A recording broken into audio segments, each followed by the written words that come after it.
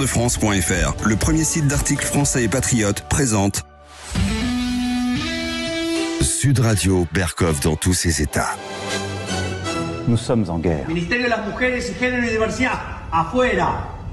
Ministerio de Obras Públicas, afuera. Go fuck yourself. D'euros pour acheter des doses, alors que les gens en ont pas besoin, ils ne le demandent plus. Donc, vous voyez qu'en automne, il va y avoir une pression énorme, parce que la Pologne dit, nous, on a un stock de vaccins qui est en train de pourrir dans les frigos, il n'y a plus de demande sociale. Qu'est-ce que vous voulez qu'on dépense de l'argent pour acheter des doses qui sont inutiles? Nous sommes dans une guerre hybride. Je suis allé très souvent en France. J'étais en France en 1944 avec l'armée américaine. Depuis, je suis retourné très souvent, 3 ou 4 fois par année, et c'était toujours un grand plaisir. Nous sommes en guerre. Ce message d'amour à la France, eh bien, c'est Henry Kissinger. Henry Kissinger, hein. L'éternel ministre l'éternel ministre des Affaires étrangères des États-Unis. Quand je dis éternel, même quand il l'était pas, on allait le consulter. Henry Kissinger, qui vient de mourir à l'âge de 100 ans. Oui, un centenaire, hein. Henry Kissinger, quand même, qui a ouvert les négociations avec la Chine, qui a accompagné Nixon pour rencontrer Mao Tse-tung et, enfin, les pérégrinations de l'Amérique quand elle était la seule superpuissance. Henry Kissinger, qui a connu tout et qui a écrit des livres tout à fait passionnants. Enfin voilà, c'est un moment de l'histoire, ou un monument pour certains, un moment pour l'autre qui passe. Et puis rendre encore hommage à Michèle Rivasi, députée écologiste, députée européenne. On avait toujours le plaisir de la recevoir à Berkov dans tous ses états. Chaque fois qu'il y avait, elle s'est battue très courageusement pour effectivement les rapports opaques entre Ursula von der Leyen et certains laboratoires pharmaceutiques, pour se battre, pour demander à ce que les élus viennent rendre compte. Et Madame Ursula von der Leyen ne venait pas, et etc. Elle se battait toujours pour la vérité, pour essayer de savoir ce qui se passait. Une vraie militante, une vraie femme honnête, une vraie femme de la Renaissance. Adieu à Michèle Rivasi. On vous regrettera beaucoup. Terredefrance.fr, le premier site d'articles français et patriotes, présente Ici Sud Radio. Les Français parlent au français. Je n'aime pas la blanquette de veau. Je n'aime pas la blanquette de veau. Sud Radio, Berkov dans tous ses états.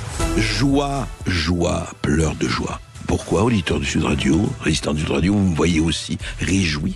Parce que le ministre de la Justice, Éric Dupond-Moretti, a été relaxé par la Cour de justice de la République alors qu'il était accusé de prise illégale d'intérêt. Eh oui, alors, qu'est-ce qui se passe? Eh bien, écoutez, d'abord, écoutons Éric Dupond-Moretti hier soir à la télévision. Sud Radio, Berkov dans tous ses états, le fait du jour.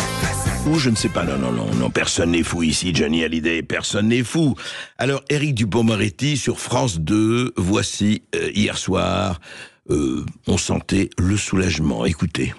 Je me suis défendu. Et j'ai dit que ce procès était pour moi une épreuve et en même temps un soulagement.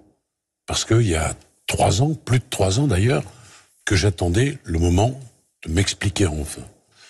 Et la Cour de justice de la République a dit que je n'avais pas voulu me venger, ce que j'avais toujours affirmé. Alors, voilà, il avait toujours affirmé qu'il ne cherchait pas à se venger, très bien, mais d'abord nous accueillons, et toujours avec plaisir, Gilbert Collard. Bonjour, Gilbert Collard. Oui, bonjour. Bonjour, avocat, député européen. Et Gilbert Collard, avant d'avoir votre réaction par rapport à cela, je voudrais rappeler et juste citer quelques phrases d'un article qu'avait donné à Marianne le procureur Éric de Montgolfier. Éric de Montgolfier, il y a 3 ans, justement, quand il y a eu cette accusation et cette plainte contre Éric Dupond-Moretti, voici ce qu'écrivait, et je voudrais avoir effectivement les réactions, et par rapport à l'affaire, voici ce qu'écrivait Éric de Montgolfier. Éric Dupond-Moretti a trop bien pris la mesure de ses responsabilités. Il a parfaitement compris l'usage qu'il pourrait faire de ses actuelles fonctions. C'est même le grand danger. La raison pour laquelle mes collègues magistrats doivent aujourd'hui se lever et dire non. Aujourd'hui, le ministre de la Justice se moque de nous, mais avec Éric Dupond-Moretti, il y a plus grave encore que ces attaques contre le corporatisme des magistrats, ce sont ces conflits d'intérêts. Je crois aujourd'hui que la politique est une forme de mensonge. Éric Dupond-Moretti en a pris toute la mesure. Et je ne vais pas citer tout, mais juste quelque chose. Il dit ceci, toujours Éric de Montgolfier, mais il est difficile de n'agir qu'en fonction de sa seule conscience, sans se soucier de sa carrière, de son avancement et de ses rubans. Il n'existe pas de système assez fort pour empêcher un lâche de se coucher. J'ai malheureusement vu beaucoup de magistrats se coucher. C'est désespérant. Ah ben, alors aujourd'hui, qu'est-ce qu'il dirait Éric de Montgolfier et qu'est-ce que surtout vous dites, Gilbert Collard, de cette relaxe de la Cour de justice de la République? Elle va avoir des conséquences dramatiques sur le plan du respect des institutions. Je vais vous expliquer rapidement pourquoi. Oui. D'abord, Dupond-Moretti apparaît un peu comme le Richard Virenque de la prise illégale d'intérêt. Vous savez, Richard Virenque, il disait qu'il avait pris des dopants à l'insu de son plein gré. Exact. Quand on lit la décision de la Cour de justice de la République, on est consterné, sauf que il y a un message qui est envoyé par les magistrats. Je ne dis pas par les juges de la Cour, mais par les magistrats. Oui. Dupond-Moretti est reconnu matériellement coupable. C'est-à-dire que les juges qui ont rédigé le jugement ce sont les magistrats qui l'ont rédigé, qu'on comprenne bien. Oui, c'est-à-dire, expliquez-nous, oui, que ce n'est pas les juges, ce sont les magistrats, c'est-à-dire, qui a rédigé cela? Il y a 3 magistrats qui siègent, oui. Et la rédaction de la décision, pour des raisons techniques, professionnelles, elle revient bien évidemment au président et aux magistrats. Les rédacteurs, en quelque sorte, les fabricants de la décision, oui. Une fois qu'elle a été prise, revient aux magistrats qui rédigent. Bon. D'accord. Et là, ils envoient un message que seuls les professionnels, les habitués du truc, si je puis dire, peuvent voir. Ils disent dans la décision, matériellement, les faits sont établis. Bon. C'est-à-dire que... Ils savent qu'ils doivent aboutir à une relaxe, puisque la décision a été prise. On prend la décision et on motive après.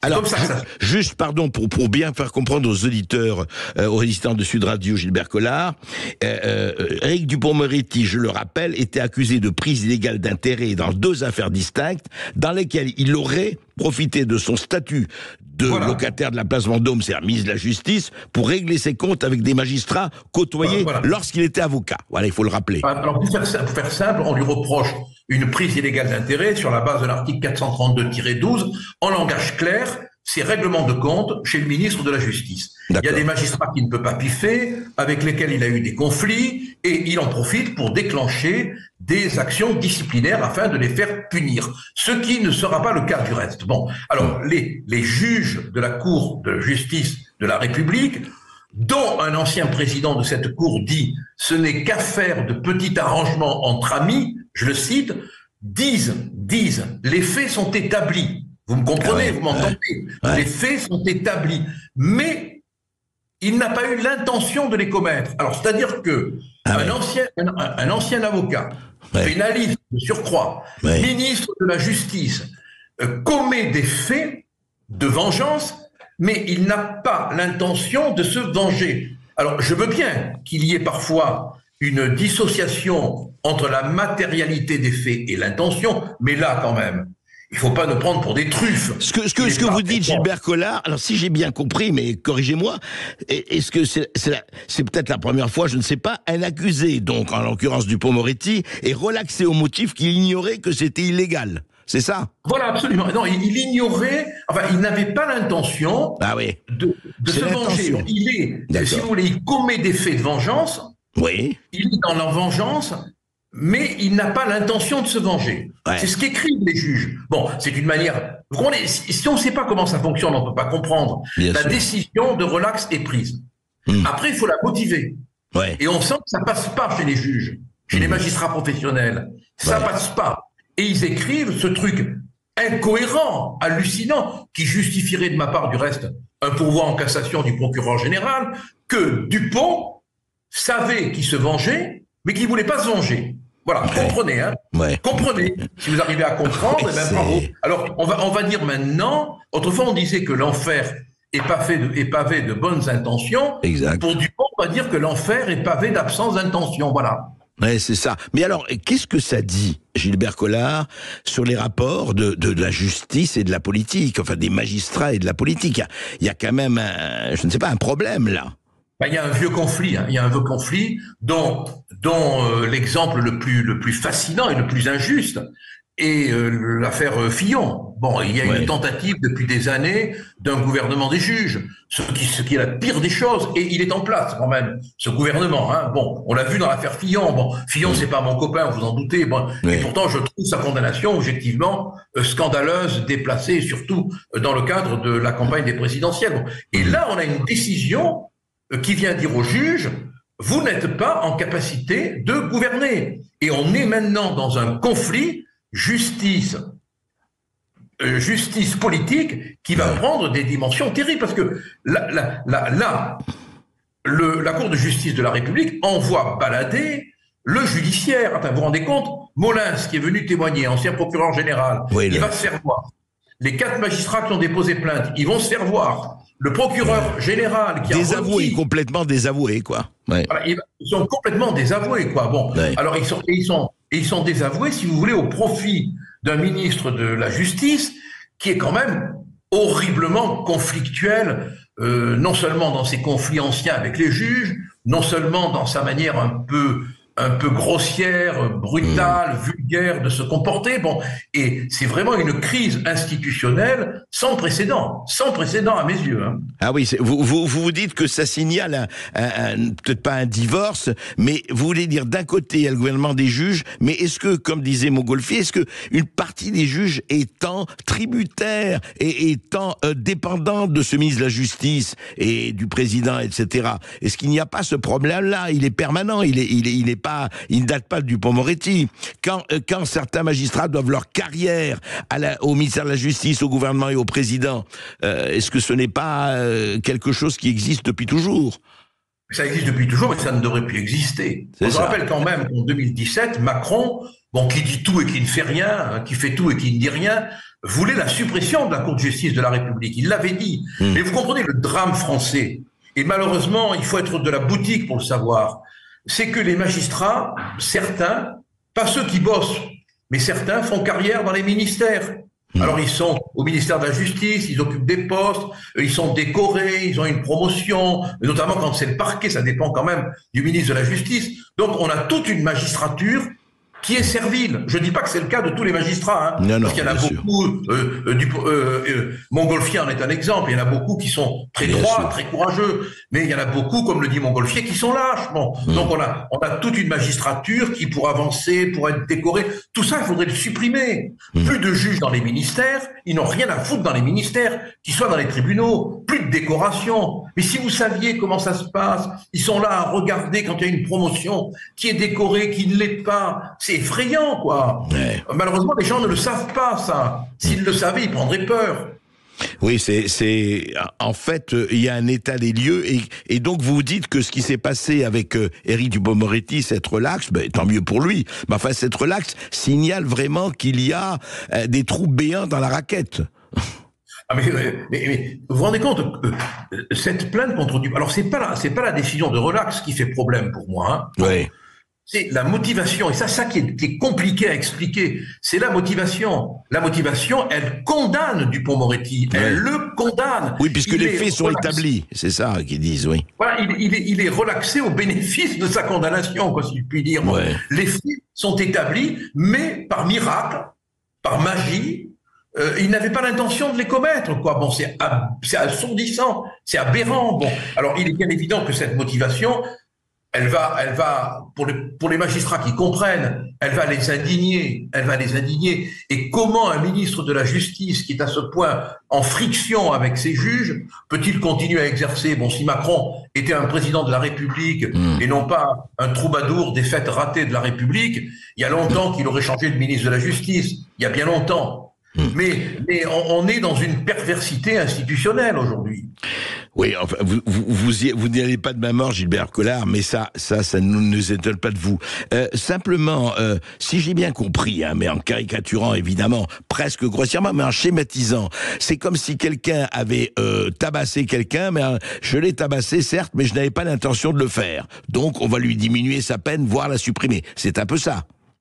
Ah ben c'est la justice jésuitique, hein. Vous pouvez commettre les pires horreurs, on peut constater que vous les avez commis, mais on va dire que n'y avait pas d'intention, donc vous n'êtes pas coupable. Alors on est loin de ce qu'on appelle chez Kant l'éthique normative. Hein. Je rappelle quand même que pour toute une école de morale, ce sont les faits qui conditionnent l'intention. Hein. Bon, alors Gilbert Collard, juste, hein. Oui, merci. Dernière question.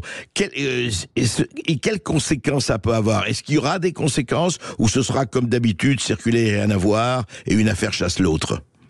Oh, je crois qu'on est arrivé à un point d'usure, de fatigue, de saturation de l'écœurement, de saturation médiatique, où on passera à autre chose. Mais ça... Pour les historiens, c'est un fait qu'on ne peut pas contester. L'addition sera présentée à un moment donné. Et elle fera mal. Elle fera très mal. Moi, je pense qu'on s'achemine vers des troubles graves. Ouais. Parce qu'il y a un phénomène de saturation dans l'insupportabilité, dans l'écœurement. On n'a plus confiance dans la justice, on n'a plus confiance dans toutes nos institutions. Et on s'achemine vers quelque chose de dramatique. Mais Dupond-Moretti sera le ministre de la Justice relaxé au bénéfice de l'absence d'intention et de la réalité des faits. C'est pas beau, ça? Bah écoutez, c'est un tableau en tout cas intéressant et on va suivre tout ça. Merci Gilbert Collard. Merci à vous, merci.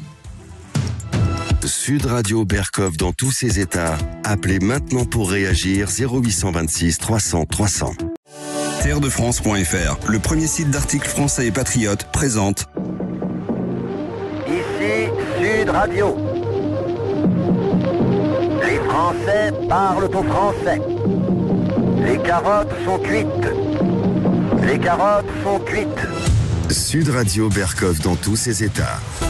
Ah, ça nous manquait, les passes. Oui, vous savez, ce passe là, on avait besoin d'aller, pour aller n'importe où, d'aller au restaurant, d'aller au cinéma, d'aller même faire ses achats, de prendre le train, etc. Montrer le pass, c'est formidable. De QR code, vous voyez, c'est bien la maison de passe. Pourquoi? Écoutez, on y revient. En tout cas, c'est ce qu'on entend. Laurent Nunez, le préfet de police, nous a dit, on revient pour, évidemment, les Jeux Olympiques de 2024, vous savez, juillet-août. On a besoin, effectivement, imaginez, avec la sécurité, etc., les millions de gens qui seront là, vérification d'identité, QR code, etc. Et donc, Laurent Nunez a dévoilé aux Parisiens aujourd'hui en France les différents périmètres qui seront déployés aux abords des sites olympiques et pendant la cérémonie d'ouverture. Alors bon, très bien, QR code, alors c'est le retour du QR code. Mais Fabrice Epelloin, vous dites que c'est pas tout à fait ça parce que le système existait en beaucoup mieux que le QR code, en tout cas plus perfectionné. Vous êtes enseignant, entrepreneur, spécialiste de l'influence sur les réseaux sociaux. Et de la surveillance. Et des surveillances, bien sûr. Alors, au fond, on dit, tiens, le QR code revient. Alors, première question, est-ce que c'est le retour du pass? Est-ce que on va se dire, oui, d'accord, c'est très bien pour les Jeux Olympiques, mais allez, on peut aller plus loin et plus si affinité? Ou vous dites, mais attendez, il y a quelque chose qui existe depuis 2015. Il y a quelque chose de beaucoup plus large, qui est le contrôle de l'occupation du territoire par la population. Et qu'on retrouve à une multitude de façons. Tout le monde l'a découvert avec le pass sanitaire, qui est effectivement exigé d'utiliser cette technologie du QR code pour entrer au restaurant ou aller faire du shopping. Mais très concrètement, si vous prenez un billet à la SNCF et que vous allez à la gare de Lyon à 2 pas d'ici, très concrètement, vous allez avoir besoin de montrer un QR code pour accéder au quai. C'est aussi un contrôle d'accès du territoire en fonction d'autorisation. Vous êtes autorisé à accéder au quai parce que vous avez acheté un billet. Demain, aux Jeux Olympiques, vous serez autorisé à aller en Seine-Saint-Denis. Oui, vous voulez tout est QR code, tout le billet, etc. Le QR code, c'est un faux problème. Le QR code, c'est une vieille technologie qui a trouvé son heure de gloire avec le pass sanitaire, mais qui est totalement obsolète et qui sera remplacée très rapidement, une fois qu'elle sera légalisée, par de la visiosurveillance avec de la reconnaissance faciale. Mais elle existe déjà. Elle existe déjà, elle est déjà installée, mais légalement, c'est pas tout à fait au point. Mais l'enquête de Disclose qui a été publiée il y a 2 semaines montre que elle existe, enfin, elle est installée en France depuis 2015. 8 ans, ça fait 8 ans. Ça fait 8 ans, c'est en place dans une multitude généralisé sur le territoire ou pas? Non, une centaine de villes assez importantes, Marseille typiquement. D'accord. Et Paris? Pas encore, mais ça va être généralisé absolument partout.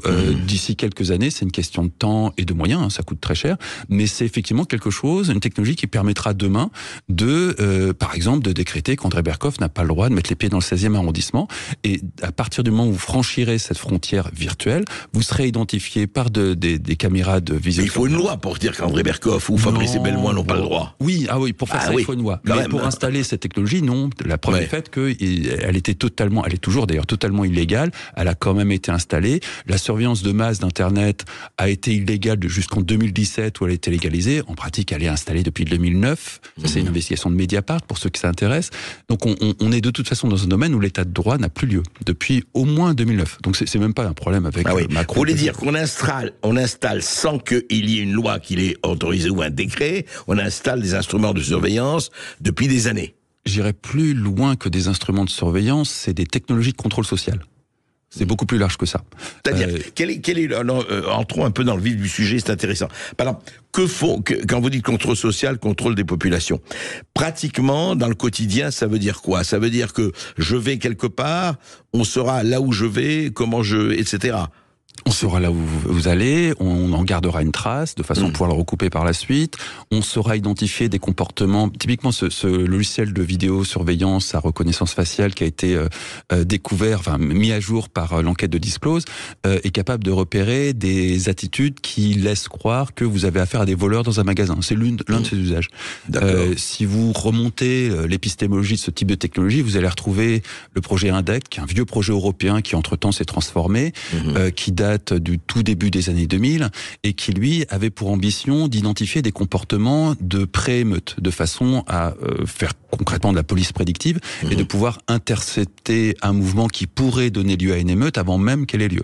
C'est la même technologie que celle qui permet de repérer des voleurs dans un supermarché. C'est juste de l'algorithmique qui identifie un comportement anormal et qui le rapporte à... Mais alors, Fabrice Ebelmois vous dire, mais écoutez, c'est très bien si on peut repérer des voleurs ou des casseurs ou des tabasseurs avant qu'ils n'agissent ou en tout cas qui sont prêts à agir. C'est pas une mauvaise chose. Vous serez dans un magasin avec femme et enfants et quelqu'un est là pour vous dérober quelque chose et vous casser la tête. Absolument. Non mais ça a certainement des très bons côtés, ça a aussi des très mauvais côtés. C'est-à-dire que typiquement... Lesquels? Typiquement, si un jour vous voulez vous révolter contre un régime autoritaire, ça sera détecté à l'avance, votre intention de révolte, et ça sera typiquement vous arrêter avant même que vous rejoigniez la manifestation. Vous voulez dire que les gilets jaunes, avec ce contrôle, on les arrête avant, Tout à fait. C'est ça. Tout à fait. D'ailleurs, on aurait pu. C'était vraiment une question de volonté politique et d'usage de cette technologie. Vous avez vu bien que les gamins qui ont fait une descente à Crépol ont été arrêtés dans les 3 jours de façon propre, nette et sans bavure. Que les nazillons qui sont venus manifester au lendemain ont été arrêtés dès leur arrivée dans la ville. Avant même leur arrivée dans la ville. Puisqu'ils n'ont pas pu, les policiers les ont empêchés d'arriver. Donc on a bien vu à cette occasion de ces 2 événements à quel point la surveillance était étroite en France et très efficace, très très efficace. Il n'y a pas eu ces petits nazillons, en dehors de se ridiculiser, n'ont pas eu l'occasion de faire quoi que ce soit tellement ils étaient sous surveillance. Oui, sauf que les racailles de Crépol qui sont arrivés pour tuer, ils ont eu tout le temps, puisque la gendarmerie est arrivée que 4 heures après. C'est un problème d'égalité devant la justice, mais là on s'éloigne du sujet. La surveillance a clairement montré son ultra-efficacité, aussi bien pour arrêter les assassins en un claquement de doigts, que pour arrêter... Et ça, c'est la reconnaissance au faciès? C'est une multitude de choses. C'est une multitude de technologies qui sont installées depuis, au bas mot, depuis 2009. Dans la plus parfaite illégalité, mais... Encore une fois, on a quitté l'état de droit dans ce domaine-là, et qui permettent d'avoir un contrôle très étroit de la société, de tous les penchants de la société. Après, selon le régime politique, c'est pas utilisé de la même façon. Vous avez ces technologies dans tout un tas d'autres pays qui les utilisent de tout un tas d'autres façons différentes. C'est clair. Ne parlons pas de la Chine, qui est un modèle en la matière. Non, la Chine est très éloignée de notre modèle. Non, vraiment, la Chine est un leurre. Si vous voulez voir vers quoi on va essayer de tendre, c'est plutôt les fameuses villes intelligentes, qui sont les villes à 15 minutes, là. Non, c'est vraiment la ville intelligente, hyper connectée, qui a un temps été à la mode dans les milieux tech, dont vous allez pouvoir voir des exemples, typiquement aux Émirats Arabes Unis ou en Arabie Saoudite, là où il y a effectivement zéro criminalité, parce que le moindre fait et geste de quiconque sur ce territoire est parfaitement observé, et la moindre erreur donne lieu immédiatement à une sanction sans pitié. Aujourd'hui, le problème, c'est pas la capacité à surveiller le moindre fait et geste, c'est la sanction sans pitié. On réagit ou pas. Mais alors, ce que je comprends pas, voilà, une question vraiment de Huron, mais pourquoi on n'applique pas cela? Pourquoi on n'a pas légalisé cela? Par exemple, pour les Jeux Olympiques, ça aurait été une formidable occasion. On a essayé de la légaliser, et puis ça s'est mal passé. L'amendement qui était censé légaliser a été rejeté, mais théoriquement, on aurait dû avoir un cadre légal pour ces technologies-là, et du coup, ça aurait rendu l'investigation de Disclose, qui révèle que ces technologies sont en usage depuis 2015, beaucoup moins croustillante. Là, on a eu effectivement un raté législatif. Le gouvernement en place n'a pas fait son boulot proprement. Ils n'ont pas réussi à faire passer cet amendement. Il faut dire que c'est pas évident qu'on est dans une majorité minoritaire. Et puis, c'est pas un drame. Hein. Le gouvernement qui est pas dans les clous d'un point de vue légal, il y a pas de sanctions. C'est pas un drame, mais enfin, ça peut effectivement avoir des conséquences, que vous dites. Arrêter les criminels, c'est bien. La seule conséquence, c'est l'opportunité que ça donne à des gens comme vos auditeurs et à des gens comme moi de susciter une prise de conscience. Ces technologies sont là, la loi ne sert à rien, qu'elles soient légales ou pas, elles sont installées, et on est en train de mettre en place toute une architecture technique qui va permettre un contrôle social. Oui, juste, Fabrice Ebel-Moi, si ça sert, parce que vous pouvez avoir une levée de bouclier, qu'elle soit citoyenne ou législative ou autre, contre effectivement une mise en place de surveillance généralisée. Non, vous l'avez, la levée de bouclier, toujours avec les mêmes, la Quadrature du Net, qui sont là depuis les premiers temps, qui ont fait comme d'habitude un énorme dossier, qui ont comme d'habitude déposé les plaintes qu'il fallait, et qui comme d'habitude, malheureusement, ne servent à rien. Et c'est terrifiant, parce qu'ils ont vraiment fait du bon boulot. Ouais. Mais malheureusement, la Quadrature du Net s'oppose à ce genre de technologie depuis que la Quadrature du Net existe. Oui, bien sûr. Oui. Ça, malheureusement, sans le moindre effet. On a installé la surveillance de masse d'Internet en 2009. Mais s'il y avait une vraie opposition politique, ça pourrait peut-être jouer quand même. Il n'y a pas que la Quadrature du Net dans la vie. Il n'y a aucune opposition politique. Il y a des fantoches qui font semblant, mais il n'y a aucune opposition politique. Ouais. Eh bien, écoutez, ça promet. Big Brother is watching you, et puis où c'est nous qui vont suivre Big Brother. Mais c'est important de souligner que Big Brother est déjà là. Ça n'est pas une dystopie, attention, ce que des gens comme moi pouvaient dire il y a encore 10 ou 15 ans. Hein. Ouais. Mais aujourd'hui, on y est. On est dedans depuis 8 ans, au moins. Depuis 15 ans pour certaines autres technologies. Donc maintenant, l'objectif, ça n'est pas d'éviter que Big Brother soit là, on y est. Et alors quoi? On va lui dresser des fleurs et on va le mettre à table. Je veux dire, vous vous dites, il n'y a pas de retour en arrière. Il n'y a aucun retour en arrière possible. Aucun retour en arrière possible. Par contre, il y a des questions à poser à nos politiques de quelles sont vos intentions avec cette technologie-là? Qu'est-ce que vous faites avec ça? Si vos politiques vous répondent non, mais on va les interdire, c'est qu'ils se foutent de votre gueule. Eh ben écoutez, en tout cas c'est dit, c'est clairement dit, c'est votre opinion et vous avancez ça, mais c'est très clairement dit. Merci Fabrice Ebel-Moi. Merci. Merci Fabrice Ebel-Moi d'avoir été avec nous. Je rappelle que vous êtes enseignant, entrepreneur, spécialiste de l'influence sur les réseaux sociaux et de la surveillance. On va se retrouver dans un... Terredefrance.fr, le premier site d'articles français et patriotes, présente... Ici Sud Radio. Les Français parlent au français. Je n'aime pas la blanquette de veau. Je n'aime pas la blanquette de veau. Sud Radio Berkov dans tous ses états. Nous avons parlé hier de Anne Hidalgo et de Karine Lacombe qui quittent Twitter, un égout mondial, etc. Égout mondial, amant Twitter, mais c'est intéressant parce que aujourd'hui, vous avez des grands annonceurs, des très grands annonceurs, des annonceurs plus que milliardaires qui veulent quitter Twitter. Oui, parce que Twitter, encore une fois, le meilleur et le pire, avec Elon Musk, eh bien ça a la prétention... Oui, de faire de la liberté d'expression son credo. Liberté d'expression d'abord.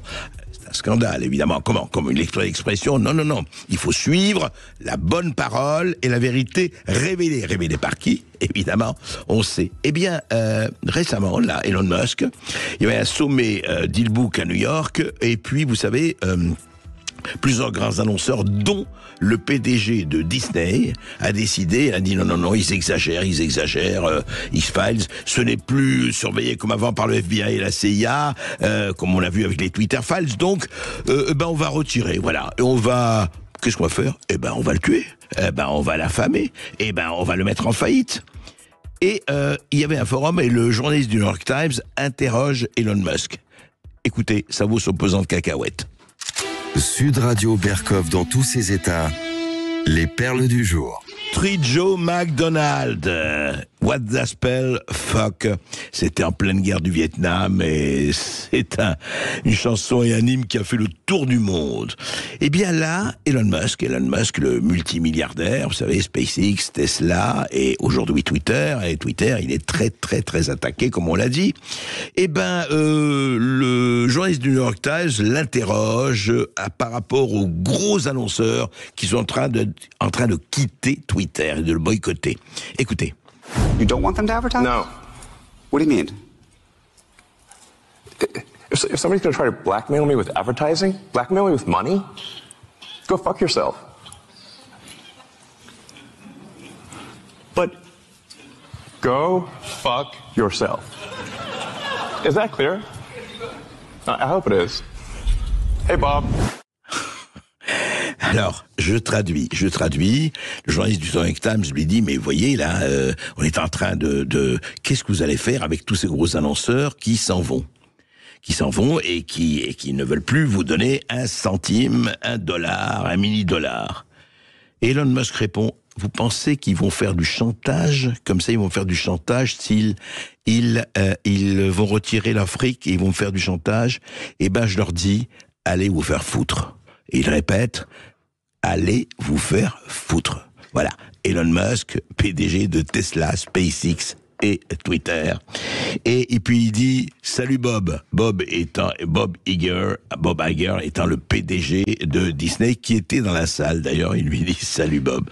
Et puis il dit, si vraiment les gens ils veulent enlever, écoutez, le monde entier saura que ces annonceurs ont tué l'entreprise et nous la documenterons en détail.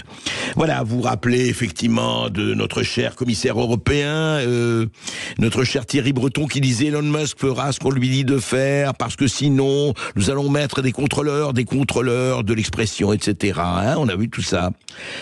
Alors j'aimerais pas quand même, cher Thierry Breton, que monsieur Elon Musk vient vous dire fuck yourself. C'est un peu embêtant.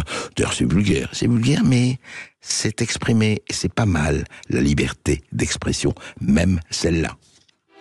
Sud Radio Berkov dans tous ses états. Arrêtez le temps, effectivement. Alors arrêtez le temps, on arrête un tout petit peu le temps par rapport à la Suisse, le tribunal fédéral suisse. Écoutez, ça c'est quand même une histoire qui vaut son pesant, vraiment. Alors là, j'étais quand Esteban Rania m'a envoyé cette information, je me suis dit non, c'est une fake. Pas du tout. Alors voilà, la cour d'appel de Bâle, il y a eu, vous savez, une justice suisse, donc le tribunal fédéral. La décision de la cour d'appel de Bâle avait réduit en 2021 la peine d'un homme reconnu coupable de viol, donc il avait été... Mais, alors, qu'est-ce qui se passe? Eh bien, le tribunal avait revu sa peine à la baisse. C'était 3 ans de prison, dont 18 mois ferme et 6 ans d'interdiction du territoire. Parce que, effectivement, la durée du viol a été jugée courte. Vous voyez, c'est-à-dire que si le viol avait duré, par exemple, 30 minutes, 1 heure, c'est quand même terrible. Mais 11 minutes. Alors, la durée du viol a duré 11 minutes. Ah, ça change tout quand même. Vous pouvez pas condamner un violeur de la même manière s'il dure 1 heure ou 2 heures ou même 45 minutes que comme vous le condamnez quand il y a 11 minutes. Évidemment, non, ça dure moins longtemps. Donc il faut... Mais alors, dites-moi, cher magistrat suisse, un viol, c'est pas un viol? Une violence n'est pas une violence? Une saloperie n'est pas une saloperie? Non, ça dépend. Ça dépend le temps que vous mettez à faire cette saloperie. C'est intéressant, hein. C'est vrai que la Suisse a inventé le coucou clock, a inventé la montre. Donc on comprend. Alors c'est génial. Parce que le violeur va venir avec sa montre. Et pendant qu'il viole, il va regarder sa montre, il est Ah bon, 10 minutes, ça va, je suis dans les temps, ça va très très bien, c'est bon. Je ne vais pas dépasser, voilà. Ce sera les violeurs avec montre. C'est très intéressant, vraiment. Donc le comportement de la victime, on s'en fout. Le comportement, les traumatismes que ça va laisser à la victime, on s'en fout. Ce qui compte, c'est le temps. Voilà, on va mesurer les peines en fonction du temps. C'est-à-dire, si vous portez 40 coups de couteau, il faut pas s'arrêter là. Si vous portez 40 coups de couteau, bon, c'est pas bien. Si vous en portez que 10 ou 5, bah écoutez, on va revoir votre peine. Intéressant, hein, intéressant, la justice en Suisse. Est-ce que ça va être exporté, ça? Qu'est-ce que vous en pensez? Dites-le. Sud Radio Berkoff dans tous ses états. Oui, et vous savez qui a dit ça? C'est pas Renaud. Ça, c'est l'Assemblée nationale qui le dit au Sénat. Alors, le Sénat, comme vous le savez, avait voté, il y a 3 semaines, les chers sénateurs, la suppression de l'aide médicale d'État. L'Assemblée nationale n'est pas du tout d'accord, hein. Pas du tout d'accord. Les députés macronistes se sont alliés aux députés NUPES, d'ailleurs, et autres, pour dire on n'est pas d'accord, parce que la mesure prévoyée par le Sénat, à la place de l'AME, l'aide médicale d'État, vous savez, pour tous les immigrés, d'une aide médicale d'urgence qui ne concernerait plus que la prise en charge de la prophylaxie et du traitement des maladies graves et des douleurs aiguës, des soins liés à la grossesse, des vaccinations réglementaires et des examens de médecine préventive. C'est-à-dire, on diminuait, on rétrécissait le champ d'application. Voilà. Alors on a dit pas question, on ne fera pas ça, etc. Voilà. Donc la gauche a unanimement dénoncé la mesure sénatoriale.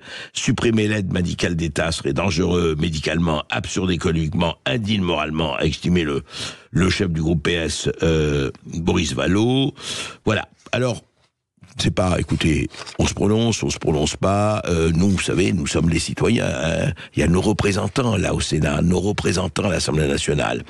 Alors, qu'est-ce qu'il faut faire par rapport au coût d'un certain nombre d'immigrants clandestins? Parce que, très bien d'accueillir, mais on accueille, encore une fois, jusqu'à où, et on paye combien, sachant que plusieurs milliards d'euros sont en jeu.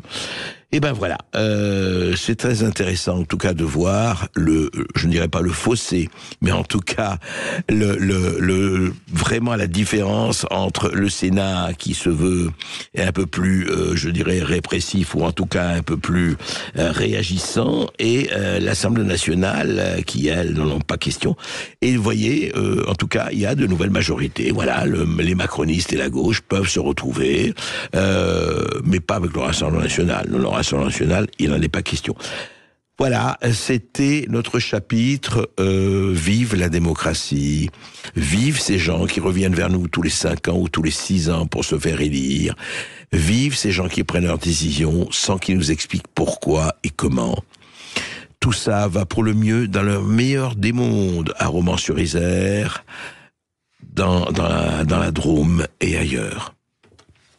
On va se retrouver dans un instant sur Sud Radio après les infos de 13h pour le face-à-face exceptionnel aujourd'hui avec le journaliste d'investigation Frédéric Ploquin. Vous pourrez lui poser toutes les questions que vous souhaitez au 0826 300 300 comme d'habitude. Et puis vous pouvez réagir, on est en direct sur YouTube et sur Facebook. Vous postez votre commentaire et nous on transmet les questions à André Berkoff ou à notre invité du jour. 0826 300 300, la page Facebook de Sud Radio, la page YouTube de Sud Radio. D'ailleurs on vous remercie, vous êtes de plus en plus nombreux à nous rejoindre sur les réseaux sociaux. À tout de suite sur Sud Radio.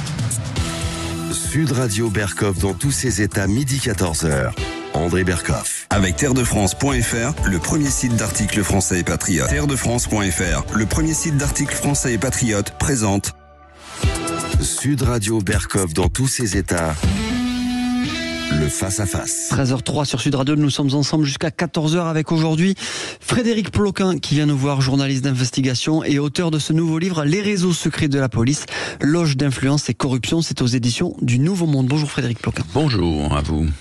Alors, Frédéric Ploquin, première question shakespearienne, ce n'est pas to be or not to be, mais vous finissez votre livre en disant dans la postface, n'oubliez pas que les policiers sont gardiens de la paix et qu'ils doivent s'en souvenir. Mais est-ce qu'ils ne sont pas d'abord force de l'ordre? Parce qu'ils ont été force de l'ordre et c'est intéressant, sémantiquement, de voir maintenant on les appelle gardiens de la paix. En fait, est-ce que l'ordre ne vient pas avant la paix? Et peut-être le conditionne? En réalité, le gardien de la paix, c'est un mot très très ancien, encore plus ancien, je pense, que force de l'ordre. C'est ce qu'ils ont été au départ. On les appelait comme ça, et je trouve que c'est un très beau nom. Ça sonne bien, gardien de la paix, c'est magnifique. Oui, gardien de la paix. Quand on garde la paix, je veux dire, on peut faire face à des armes, on peut faire face à des gens qui veulent briser la paix, on peut faire face à des coups de canon. Hein. Gardien de la paix, ça veut pas dire bisounours dans son coin. Oui, ça veut pas dire bisounours. Non, ça veut pas dire qu'on est désarmé. C'est pas parce qu'on garde la paix qu'on est désarmé. Quand on veut maintenir la paix quelque part, il vaut d'ailleurs mieux être assez dissuasif et assez armé, parce que sinon ça ne fonctionne pas. Qui veut la paix prépare la guerre. Absolument. La dissuasion, c'est ça. En gros, l'idéal, ce serait que les policiers soient suffisamment dissuasifs pour que les délinquants ne passent pas à l'acte. Bon, on n'en est pas là. Bon, voilà, la nature humaine fait que les délinquants, il y en a et qui ne se laissent pas impressionner. Tous les délinquants ne se laissent pas impressionner par les gardiens de la paix, qu'ils soient armés ou non. On le constate, c'est clair. Absolument. Frédéric Ploquin, alors c'est intéressant. Votre livre est très intéressant parce que, en fait, c'est un livre d'historien, je dirais, autant que journaliste d'investigation. Vous savez 40 ans que vous suivez, la police, ses institutions, ses hiérarchies, ses affaires, etc. Et vous en parlez. Et c'est très intéressant parce que on va d'ailleurs inventorier un certain nombre de gens que les gens connaissent de nom, en tout cas parce qu'ils ont apparu, mais vous en parlez et vous montrez un peu. Alors vous allez, je dirais comme ça, vous allez des mousquetaires de la firme, on va en parler de la firme Sarkozy notamment, à la Sex Connection, en passant par les Barouin, les Bauer, les Juillet, les Pasqua, bien sûr, les Guéant, etc., les Valls, et puis autres. Mais il y a quand même deux lignes rouges, je veux dire, qui apparaissent, deux lignes. Et pour ceux qui ne savent pas, c'est intéressant. Et vous dites justement, c'est pas du tout complotiste, loin de là. Les réseaux secrets de la police, et je rappelle que le sous-titre, c'est loge, influence et corruption. Alors parlons un peu. Qu'est-ce qui fait, est-ce que c'est depuis toujours, qu'il y a des liens aussi forts à droite, à gauche et ailleurs entre la police et la franc-maçonnerie? Déjà vous dire que effectivement ce livre, c'est le fruit, comme vous l'avez dit, de 40 ans d'enquête. C'est-à-dire que ça fait 40 ans que pour la presse, je suis l'actualité de la place Beauvau, que donc j'ai eu l'occasion d'approcher tous les ministres de l'Intérieur, depuis Gaston Defferre jusqu'à Gérald Darmanin, en passant par Charles Pasqua, Manuel Valls. Vous les avez tous connus. J'ai tous connus, tous approchés, tous fréquentés. Et c'est vrai que ça fait 40 ans que je prends des notes. J'ai déjà publié un certain nombre de livres notamment sur la police judiciaire. Mais ce livre-là, sur la véritable histoire des réseaux de la place Beauvau, n'avait jamais été fait. Et donc je me suis dit, je peux le faire, j'ai suffisamment d'éléments, j'ai suffisamment d'interlocuteurs qui me confirment les choses pour parler pour parler de choses sûres et certaines et vérifiées. Et à partir de là, quand on aborde sous cet angle-là un portrait de la place Beauvau, on a affaire, c'est un véritable polar en réalité, parce qu'il y a des luttes d'influence, parce qu'il y a des guerres pour les médailles, pour les promotions en permanence, et j'ai voulu raconter ce polar de la place Beauvau, la face cachée. C'est un système très organisé, très... Absolument. En fait, les policiers, ça dépend de quel point de vue on place. Si on se place du point de vue des ministres et des politiques, les ministres, ils arrivent, quand la gauche arrive au pouvoir, je démarre le livre avec ça, en 1981, avec François Mitterrand, il y a une énorme méfiance de la police, ils n'ont pas de contact dans la police, ils savent pas sur qui s'appuyer. Donc qu'est-ce qui va se passer? Ils ont pratiquement aucun contact dans la police. C'est plus que ça, c'est que François Mitterrand, ça fait 30 ans qu'il est, ou 40 ans qu'il est dans l'opposition et qu'il se méfie de la police plus qu'autre chose. Et d'ailleurs, il va confier sa protection rapprochée à des gendarmes, tellement il se méfie de la police à l'époque, François Mitterrand. Mais ce qui est intéressant, c'est de constater que son ministre de l'Intérieur, le premier, Gaston Defferre, puis ensuite Pierre Joxe, il va falloir qu'il se crée, parce que pour gérer la place Beauvau, il faut avoir des réseaux. Il faut avoir des cadres qui vous sont fidèles, d'une certaine manière, parce que sinon, vous êtes coupé de tout, vous n'avez aucune information, et toutes les décisions que vous allez prendre ne seront pas nécessairement appliquées. Donc il faut pouvoir s'appuyer sur une équipe solide. Bien sûr. Donc le premier réflexe de la gauche à l'époque, ça va être d'aller chercher des cadres du côté du Grand Orient de France. Donc il y a deux grandes loges maçonniques, en gros, faut expliquer. Grande loge nationale de France, GNLF. GNLF d'un côté qui est plutôt conservatrice et qui rassemble plutôt un peu l'élite, on va dire, des cadres.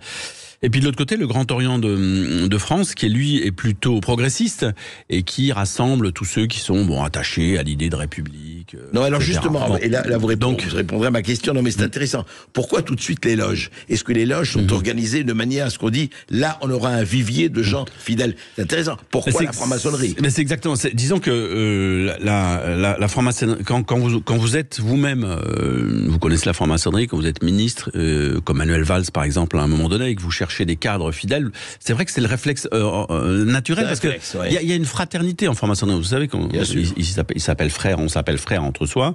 Donc à partir du moment où vous avez des liens de fraternité qui s'établissent, vous pouvez avoir des liens de confiance derrière. Et puis vous avez aussi des certitudes sur les engagements idéologiques, le fait que ces individus que vous allez recruter soient un peu structurés idéologiquement, qu'il y ait des notions d'histoire. Parce qu'en réalité, les policiers qui rentrent en franc-maçonnerie, si on parle d'abord des bons côtés, des bons effets des choses, c'est qu'ils se cultivent, c'est que eux-mêmes, le policier, vous savez, le policier, il est très isolé socialement. C'est-à-dire que encore plus aujourd'hui qu'il y a 40-50 ans, quand vous êtes flic, c'est compliqué. Parce que vous êtes en but à tout un tas d'ennemis, vous êtes détesté par plein de gens. Évidemment, il y a une majorité silencieuse en France qui a confiance dans sa police. Ça ressort de tous les sondages. Mais à côté de ça, vous avez quand même certains groupuscules alors vous avez les terroristes qui veulent tuer des policiers parce qu'ils incarnent la République. Vous avez ceux qui, à l'extrême gauche, professent la détestation de la police. Et puis vous avez les criminels, pour qui les policiers sont tout simplement des empêcheurs de tourner en rond. Donc à partir de là, et surtout depuis d'ailleurs la vague terroriste de 2015, le policier, socialement, il peut pas se confier à n'importe qui. Vous avez bien compris qu'aujourd'hui, quand il rentre dans son HLM, parce que les policiers, ils habitent pas forcément dans les quartiers chics, ce sont des gens du peuple comme tout le monde. Vous savez qu'il y a des enfants de policiers aussi qui ne disent pas qu'ils sont fils de policiers ou filles de policiers. C'est exactement ce que j'allais dire. C'est que vous rentrez chez vous, vous évitez de dire aux voisins que vous êtes flic, vous dites à vos enfants de pas trop dire le métier du papa ou de la maman quand ils vont à l'école. Donc à partir de là, vous sentez bien qu'il y a un isolement et que moi j'analyse d'abord ça comme ça. Les loges franc-maçonnes permettent justement de se sociabiliser et de se retrouver avec des gens de confiance à qui on peut dire moi je suis policier. Et juste, donc, pardon, Frédéric Ploquin, cette relation quand même presque fraternelle, on peut le dire en tout cas, entre la police et la franc-maçonnerie date d'il y a longtemps. Écoutez, la franc-maçonnerie a démarré en France sous Napoléon avec les militaires, l'armée. D'accord. Et donc, c'est quelques années plus tard, si vous voulez, ces loges franc-maçonnes ont essaimé d'abord dans la gendarmerie, qui était une branche de l'armée, et ensuite dans la police. Et pourquoi est-ce que les policiers et les gendarmes sont autant attirés par la franc-maçonnerie? C'est que ce sont des univers hyper hiérarchisés. Et finalement, c'est un peu comme l'univers dans lequel ils travaillent. Donc ça, c'est un premier élément, c'est hiérarchisé. Deuxièmement, les francs-maçons vénèrent d'une certaine manière la République. Et donc, ce sont les gardiens aussi les remparts de la République, les policiers. République et laïcité. Et laïcité aussi. Ça, c'est le côté du Grand Orient. Du côté de la GLNF, c'est un peu différent. Mais il y a toujours cette idée de discipline. Donc, les policiers s'y retrouvent. Et puis, ça leur sert aussi au cadre de la police, notamment, ça leur sert de filet de sécurité. Parce que pendant longtemps, en France, on a quand même eu on va dire des cohabitations dures ou bien des changements de régime assez fracassants, avec une éviction totale, immédiate de l'intégralité des cadres de la police qui servaient le pouvoir précédent. C'est pour ça que je reviens sur les années. Le système des dépouilles, on n'a pas confiance en eux, on va les remplacer par nos fidèles. Je me souviens très bien, moi, d'avoir vécu le passage entre Charles Pasqua et Pierre Joxe, et puis ensuite de nouveau à l'inverse entre Pierre Joxe et Charles Pasqua, et à chaque fois on fait le ménage. Et là vous avez des cadres qui étaient en première ligne et qui se retrouvent un peu au placard. On appelle ça on placardise les grands flics. Et là celui qui sa carte au syndicat, sa carte dans un parti politique et un pied en franc-maçonnerie, a plus de chances de ne pas se retrouver à la rue ou du moins de ne pas séjourner trop longtemps au placard. Donc ça aide aussi dans ces moments-là difficiles. Et vous avez ce que je raconte, ce que je trouve intéressant d'ailleurs, c'est que la franc-maçonnerie transcende les clivages politiques. C'est-à-dire que vous avez des hommes de droite qui ont aidé des hommes de gauche et vice-versa, parce que grâce à la fraternité et aux loges. Et donc vous avez parfois des choses incompréhensibles pour le novice. Tiens, lui, finalement, il se retrouve pas dans un placard si pourri, etc. Et en fait, l'explication que vous trouvez a posteriori, c'est ça, c'est que il a été sauvé par un frère qui n'était pas forcément de la même obédience que lui, mais au-dessus des grandes loges, il y a des fraternels. Donc en fait, on voit très très bien l'importance quand même de la franc-maçonnerie et des loges dans la police. Dans la police, c'est vraiment historique en réalité. Et ce qui est intéressant, alors ça c'est un des côtés, on va parler de la corruption parce qu'elle existe aussi, mais je voudrais qu'on s'attarde, parce que votre livre est très intéressant dans les portraits que vous tracez, enfin, tous ces gens, parce qu'on a un qui est Michel Barouin, bien sûr, grand vénérable, d'ailleurs, de la franc-maçonnerie. Je m'attarde, juste un instant sur l'histoire de Michel Barouin, elle est extraordinaire. C'est pour ça que j'en ai fait un chapitre. C'est quand même au départ un policier. Ah oui, on va je vous arrête. On va en parler après une petite pause. Ah, si vous voulez. Alors, on a teasé l'affaire. C'est l'histoire d'un policier à qui va arriver des choses absolument extraordinaires. Oui, c'est vrai que c'est formidable. C'est l'art du teasing. Restez bien avec nous sur Sud Radio. On va parler justement de cette fameuse histoire de Michel Barouin. À tout de suite sur Sud Radio. Terredefrance.fr, le premier site d'articles français et patriotes, présente. Ici Sud Radio. Les Français parlent au français. Je n'aime pas la blanquette de veau. Je n'aime pas la blanquette de veau. Sud Radio Berkov dans tous ses états. Mais alors, la police, elle est dans ce sacré état aussi, on en parle avec Frédéric Ploquin, qui est un peu le Joinville de la police, elle est l'Ernest Lavis des forces de l'ordre ou des forces de sécurité, les réseaux secrets de la police aux éditions du Nouveau Monde. Et effectivement, on avait commencé juste avant d'aborder Michel Barouin. Alors, racontez-nous, parce que c'est une histoire, un portrait assez étonnant. Quand on suit le parcours de Michel Barouin, il est né en 1930, après... il va se retrouver effectivement aspiré par la guerre d'Algérie, et il y a une grande partie des réseaux de la police qui vont naître à l'occasion de la guerre d'Algérie, où il y a cette fracture entre les OAS et les non-OAS. Lui, il va plutôt être recruté pour aller combattre l'OAS par les gaullistes. Mais la grande particularité, c'est qu'ensuite, il devient commissaire de police. Il est commissaire de police et il rentre à la DST, puis aux renseignements généraux. Donc, il rentre dans les services de renseignement. Et là, son patron ne trouve pas de meilleur job que de l'envoyer faire de l'entrisme au sein de la franc-maçonnerie. Et évidemment, il n'était pas franc-maçon. Alors au départ non. Justement, au départ, il l'est pas. On lui demande, en gros, le patron des renseignements généraux lui dit, moi, j'ai besoin d'avoir des infos sur ce qui se passe au Grand Orient de France. C'est-à-dire l'obédience plutôt progressiste, qui n'est pas celle qui est pas du côté du pouvoir, pour voir ce qui se trame et ce qu'on raconte et ce qui se dit. Lui, il prend son boulot très au sérieux, très à cœur. Il fait de l'entrisme au Grand Orient de France, mais il en fait tellement bien de l'entrisme. Donc il fait des notes, il pond des notes, il renseigne sur ce qui se passe, mais il va tellement loin qu'il finit par adhérer. Et ce que je trouve extraordinaire dans son parcours, c'est qu'il va devenir plus tard lui-même grand maître du Grand Orient de France. C'est extraordinaire. C'est un flic qui est chargé d'infiltrer une obédience, qui en devient le patron, Il va ensuite avoir une carrière époustouflante et je veux dire assez extraordinaire, parce qu'il va se retrouver PDG de patron de la garantie mutuelle des fonctionnaires, donc qui est une espèce d'organe qui brasse énormément d'argent, et il va en plus être impliqué, mettre un pied dans la France-Afrique et commencer à développer ses affaires en Afrique, où là en Afrique, évidemment, j'en parle aussi pas mal dans le livre, parce que rien ne se trame à l'époque de la grande époque de la France-Afrique, rien ne se trame hors des loges maçonniques. Et les caciques, on va dire, de la scène politique africaine ont été invités à rejoindre notamment la GLNF. Ils sont tous francs-maçons. Ils sont tous francs-maçons. Et si vous ne l'êtes pas, vous pouvez il est difficile à l'époque de faire des affaires en Afrique noire. Donc c'est une des clés. Et il va, Michel Barouin, mourir de manière absolument, qui est le père de François Barouin d'ailleurs. Oui, tout à fait. Qui a failli succéder à Jacques Chirac. Et il va mourir dans des conditions pas tout à fait élucidées, puisque il est à bord d'un avion avec les principaux cadres de la garantie mutuelle des fonctionnaires. On ne sait toujours pas si c'est un attentat ou pas. Et que l'avion finit par tomber.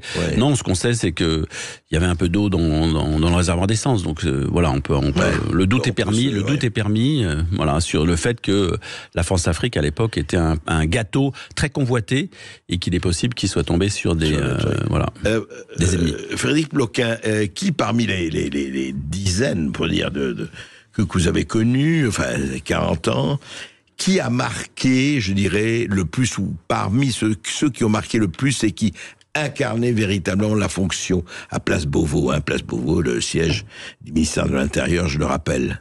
Les deux, on va dire, ministres qui ont le plus marqué les policiers, c'est Charles Pasqua d'un côté et Pierre Joxe de l'autre.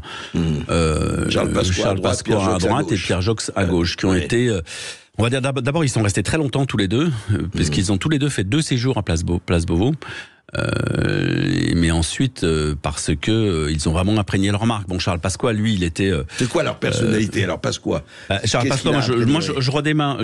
Dans le livre, je reviens sur la question, sur l'histoire du SAC, le service d'action civique, qui avait été un service d'ordre créé pour protéger le général de Gaulle à l'époque contre les menées justement de l'OAS. Service d'ordre qui a été constitué à la fois de policiers. Je veux dire, le SAC avait en gros un correspondant dans chaque commissariat de France.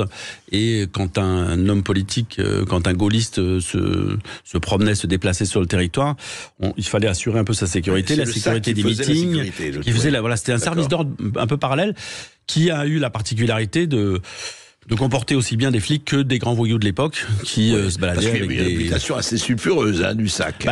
C'était un mélange des genres. Il y avait des grands voyous parce qu'il fallait des gens costauds, des gens solides pour aller... À l'époque, les collages d'affiches dans les rues, c'était pas comme aujourd'hui. Ça se passait à coups de bâton, voire de fusil. C'était flics et voyous qui étaient à l'intérieur de la même organisation. C'est pour ça que je le rappelle, parce que ça a créé... c'est un réseau très particulier. Et Charles Pasqua en a été un des fondateurs. Donc lui... Quand il arrive Place Beauvau, il a plusieurs viviers dans lesquels il puise. Il y a évidemment le SAC, puisqu'il l'a lui-même créé. Il y a également la franc-maçonnerie, puisqu'il va s'appuyer sur la GLNF, pour davantage que sur autre chose. Et puis alors, la particularité de Charles Pasqua, c'est qu'il y a toujours double jeu avec lui, il y a toujours une seconde bande, il y a aussi le milieu corse. Mais le milieu, quand je dis milieu, c'est au sens large, c'est-à-dire les policiers corses, à qui il confie des missions parfois un peu parallèles. La Corse a eu un rôle très important. Pour Charles Pasqua, je veux dire, Charles Pasqua ne recevait personne à son cabinet. Moi, je m'en souviens très bien, les syndicalistes, c'était nécessairement de la charcuterie corse qui leur était servie. Donc, la corsitude était extrêmement présente au ministère de l'Intérieur. Et c'est l'un des grands réseaux de l'époque. Mais vous dites, Frédéric Ploquin, je rappelle, c'est intéressant, celui qui cochait les bonnes cases, corse, maçon, parisien et membre du RPR, a longtemps été gagnant. Voilà, à l'époque de Charles Pasqua, c'est clair que si on cochait les 4 cases, on était sûr d'avoir la bonne promotion, d'avoir le bon poste, et peut-être de se voir confier des missions pas forcément très orthodoxes, mais Charles Pasqua, avait toujours une main dans l'officieux, une main dans l'officiel, et toujours, il a toujours été amateur de diplomatie parallèle. Et après, c'est Pierre Joxe. Donc Pierre Joxe, lui, c'est autre chose. C'est le deuxième ministre de l'Intérieur nommé par François Mitterrand, qui lui va incarner une certaine rigueur, l'autorité. C'est quelqu'un d'assez, qui pratique l'autorité, et qui va notamment prendre une décision absolument inouïe dans l'histoire de la police, c'est qu'il va interdire les bars dans les commissariats. Je rappelle qu'à l'époque, les bars c'était open bar, si je veux dire. Il y avait des moments, moi j'y allais, je me souviens très bien. On était au pastis, on était au vin rouge, il y avait des bars. Il y avait dans tous les commissariats.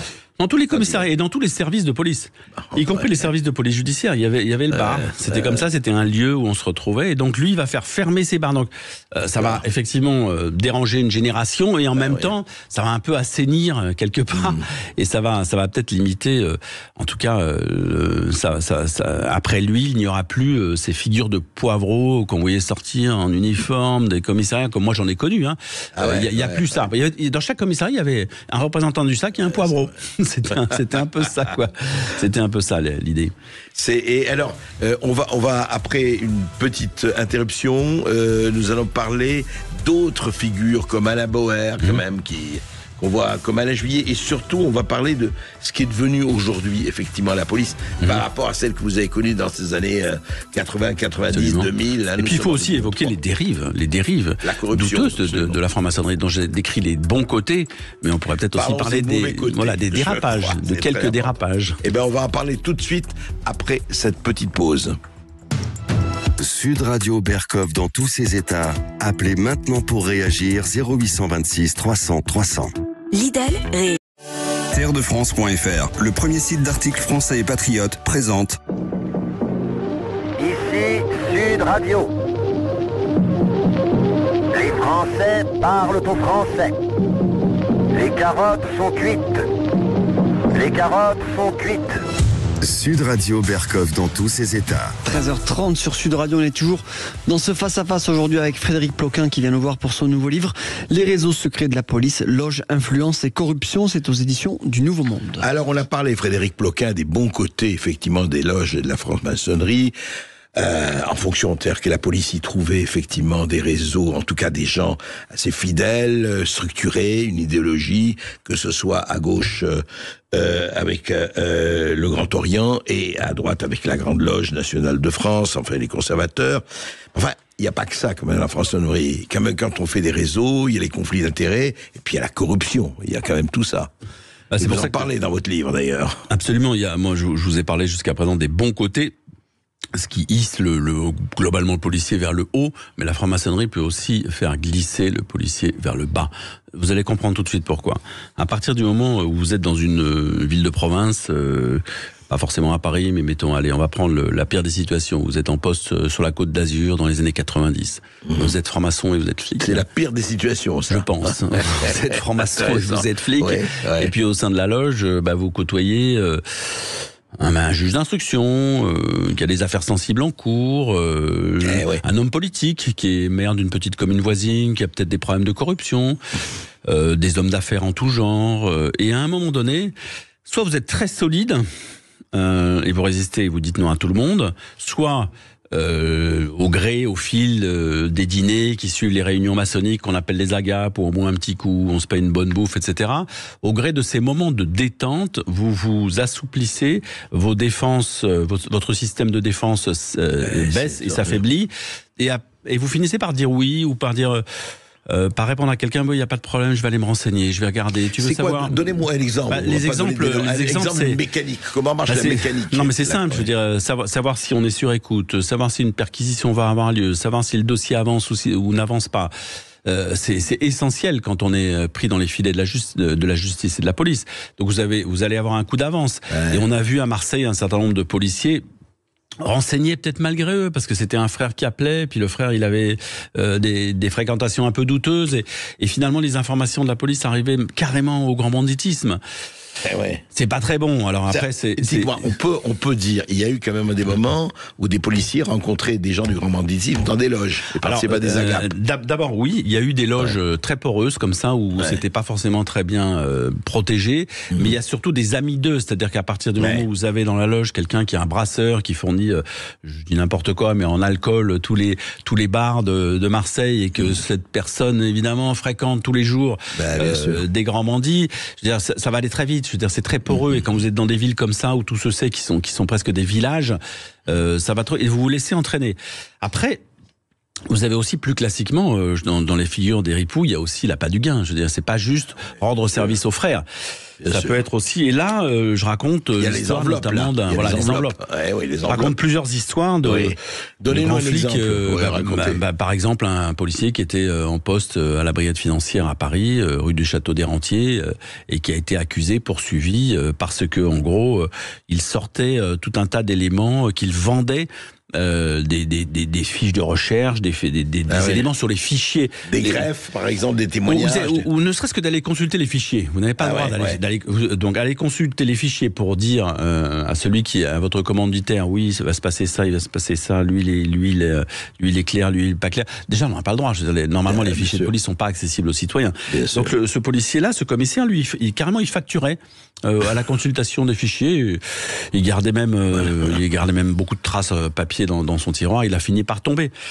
Mais l'histoire la plus marquante sur laquelle je reviens dans le livre, je ne sais pas si les auditeurs se souviennent de l'affaire Elf. C'était la grande affaire. La fameuse Elf, c'est la France-Afrique, ça. C'est la France-Afrique, c'est la fameuse affaire qui faisait trembler l'Élysée, la République, etc. Rappelons ce qu'était Elf à l'époque. Elf, c'était le groupe pétrolier français qui était implanté effectivement en Afrique. C'était le carrefour de toutes les valises occultes, du financement occulte de la classe politique française. C'était Elf. Oui, rappelons, c'est-à-dire qu'en fait, on faisait des surfacturations qui retournaient dans les caisses des partis politiques. Il y avait ça, et puis il y avait aussi l'argent qui arrivait tout simplement aux blacks d'Afrique, les mallettes africaines, les fameuses mallettes. Donc c'était vraiment et il y avait 2 juges d'instruction, dont Eva Joly, qui enquêtaient là-dessus, et ils n'arrivaient pas, personne ne parlait, etc. Puis à un moment donné, Il y a une perquisition qui s'avère fructueuse. On récupère chez un des principaux, on va dire, ténors du groupe Elf, qui était corse. On récupère des documents qui sont placés sous scellé à la brigade financière à Paris. Ouais. Ces documents, évidemment, à l'époque, on fait pas de copie immédiatement, mais il y a donc un petit carton de scellé comme ça qui est essentiel et qui va probablement faire basculer l'affaire Elf et permettre probablement de mettre en examen des hommes politiques et de démontrer des choses. Eh bien, ce petit carton va magiquement et miraculeusement disparaître de la brigade financière une nuit, un soir, un week-end. Alors, on a eu beau chercher, on n'a pas compris comment il y avait il n'y a pas eu d'effraction en réalité. Pourquoi ? Parce que le carton est parti de l'intérieur.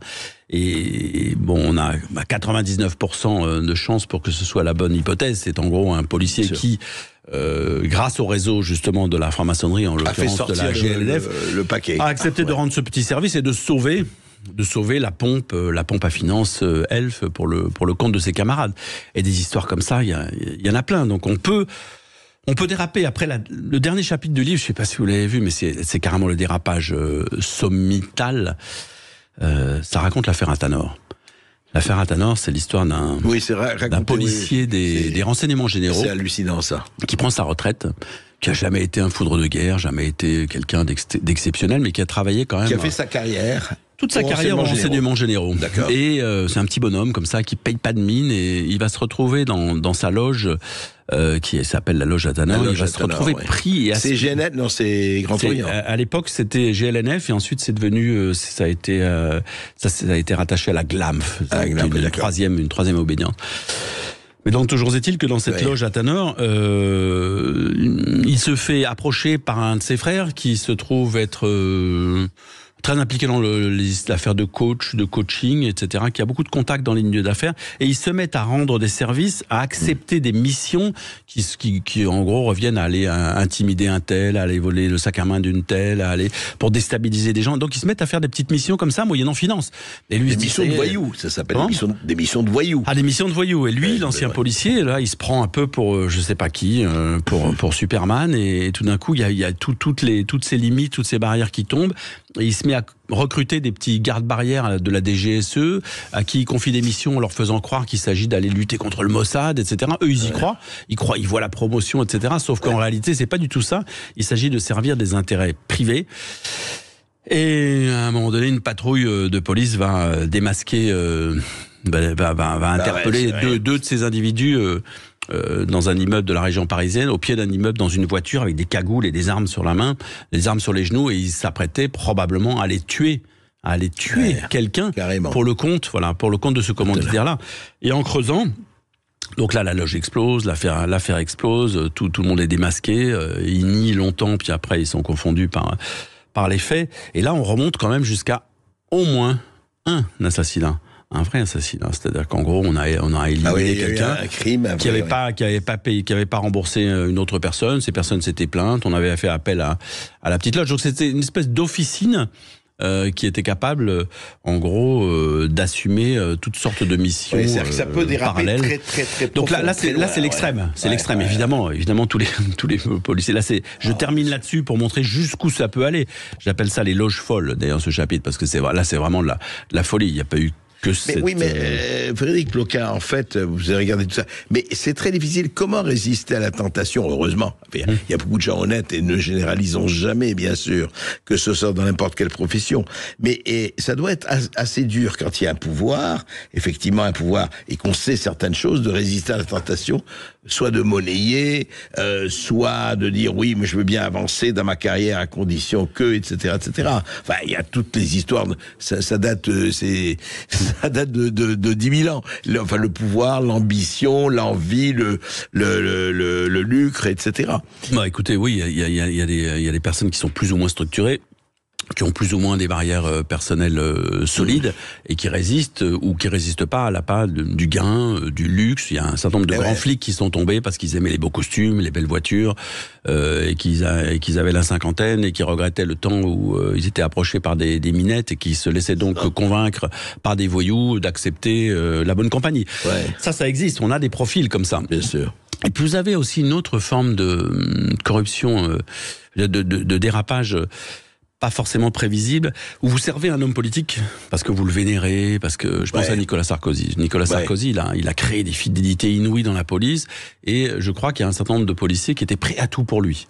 Sauf que donc il a créé son écurie, lui il a monté, il a créé... Les 3 mousquetaires dont vous parlez, Guéant et... Absolument, il a créé son écurie en s'appuyant sur Charles Pasqua, qui lui a légué ses premiers contacts, donc effectivement Gaudin, Guéant, etc. Et force est de constater que ces personnes l'ont servi totalement aveuglément, jusqu'à être mis en examen eux aussi, et à se retrouver aux portes de la prison. Donc c'est possible aussi que l'aveuglement, que la fidélité à un homme politique peut aller jusque-là se termine mal. Et la plupart, malheureusement, pas tous, mais la plupart de ceux qui ont servi vraiment Nicolas Sarkozy dans sa conquête de pouvoir en tant que flic, d'abord au ministère de l'Intérieur, puis ensuite quand il est parti à l'Élysée, la plupart ont fini malheureusement pour eux mis en examen, et pour certains incarcérés, et d'autres vont être encore jugés. Parce que... Voilà, la barrière. Ça, vous dites que c'est plutôt la fidélité, l'adoration, enfin. Oui, c'est ça, c'est ce que j'appelle les écuries politiques, mais ça peut aller très très loin. Je veux dire, vous pouvez servir jusqu'à au-delà du nécessaire, et au-delà même, en l'occurrence, au-delà de la loi, si on en croit, les mises en examen des uns et des autres. Et alors justement, enfin, je dis, c'est un voyage, vraiment, je vous recommande, c'est un voyage à travers, effectivement, tous ceux qui se sont succédés, en tout cas à travers la hiérarchie de la place Beauvau, etc. Il y a quelque chose, alors oui, vous parlez de la sex connection, vous en avez affleuré un peu. C'est quoi plus la sex connection? C'est quoi? C'est une manière de... C'est-à-dire, promotion, on attire par les jolies filles ou par les... etc. Exactement, mais là c'est l'histoire d'un grand flic qui a eu le tort de tomber amoureux d'une jeune flic qui était en poste dans un bureau pas très loin de lui, qui était à l'époque, qui avait le grade d'officier, qui rêvait d'être commissaire de police. Il va complètement déraper par aveuglement, par amour, puisque fou d'amour, il va lui dire mais ça tombe bien. En gros, l'histoire c'est ça tombe bien ma chérie, c'est moi qui préside le jury des commissaires de police, donc si tu veux je peux peut-être te donner les sujets. C'est ça l'histoire. Il va lui donner, il va l'aider, il va la coacher, mais il va faire plus que la coacher. Il aurait pu la coacher simplement, mais il va faire plus que ça. Et donc à partir de là, ça va être démasqué, parce que la policière en question, il se trouve qu'elle a des frères qui habitent dans le nord de la France, qui ont des ennuis avec la justice pour des histoires de trafic de stupes, donc il y a des écoutes. Et là, on l'entend dire mais moi je vais être commissaire de toute façon. Bon bref, ça déclenche une affaire inouïe finalement, et ce grand flic va tomber de son piédestal. C'était lui qui avait en charge la réforme de la police judiciaire, excusez-moi du peu, et voilà, il commet cette erreur majeure, il commet cette bourde majeure, et il va se retrouver aux portes de la justice, en tout cas, il va perdre son poste. Le jury, le concours même des commissaires va être annulé. Ils vont tous être obligés de le repasser. Enfin, ça va aller très loin. Non, mais c'est assez dingue. Et alors, justement, on arrive au stade. Aujourd'hui, on est en 2023, comme chacun sait, c'est pas un scoop. Ce que je veux dire, c'est qu'on parle beaucoup de la police, et moi, je voudrais justement là qu'on sorte peut-être des hiérarchies et qu'on parle de l'état de la police aujourd'hui, Frédéric Ploquin, que vous connaissez. C'est-à-dire, il y a quelque chose de frappant, en 2015, après le Bataclan, après Charlie Hebdo, tout ça, on applaudissait la police. Aujourd'hui, vous avez effectivement une France qui dit tout le monde adore la police, et une France qui dit tout le monde est la police, all cops are bastards, etc. Les clivages n'ont jamais été aussi forts, ça on le sait, et votre livre est un miroir, de cette France policière, mais comment c'est vécu aujourd'hui? Et on a l'impression, parce que nous avons eu beaucoup de témoignages de policiers ici, à Berkov, dans tous ces États, Sud Radio, etc. Et vous avez la base qui dit oui, mais la hiérarchie, ils en ont rien à foutre de nous, et pour être un peu vulgaire, mais et ils ne s'occupent pas de nous, ils s'occupent de leur avancement, c'est tout ce qui les intéresse, c'est leur plan de carrière. Et nous, justement, comme vous disiez, on est seuls, il faut qu'on rase les murs, et nos enfants, nos femmes, etc. Et vous avez vu tout ce qui se passe aujourd'hui, et puis les suicides de policiers, etc. Est-ce qu'il n'y a pas une espèce de basculement? On a l'impression que la police, en tout cas aux yeux d'un certain nombre de gens dans les banlieues ou ailleurs, dans les cités, est devenu un clan qu'il faut combattre comme un autre, un clan.